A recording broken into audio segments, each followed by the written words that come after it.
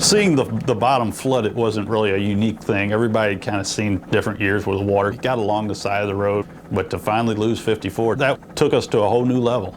MoDOT District Operations Engineer Eric Schrader remembers July 29, 1993 as a seminal day for highway construction in the Show Me State.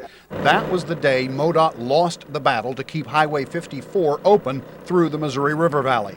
Beginning the day before, road crews had desperately erected a makeshift flood wall from concrete median barriers. Yeah, I've been watching it since they started putting the barricade up. In the last 24 hours, it's probably raised maybe a foot or better. Each 10 feet long and weighing over a ton, the concrete sections actually held the water back for several hours. But late on the afternoon of the 29th, as the river reached the top of the wall, the pressure began to push the barriers out of position. MoDOT halted traffic and evacuated the valley. No traffic moving across the Highway 5463 bridge, and it was closed a little over an hour ago due to rising floodwaters on the other side.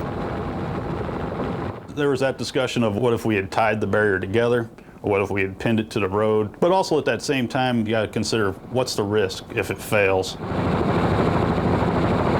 The water cascaded over and through the barriers, creating a churning current, which ultimately eroded the sand beneath the northbound lanes, causing them to collapse. The road was closed for several days, turning the 6-minute drive from Jefferson City to Holt Summit into a trip of 2.5 hours by way of California, Boonville, and Fulton. Within 3 weeks, the northbound 54 lanes were rebuilt, not on a bed of soil and river sand as before, but a foundation of large, heavy rocks.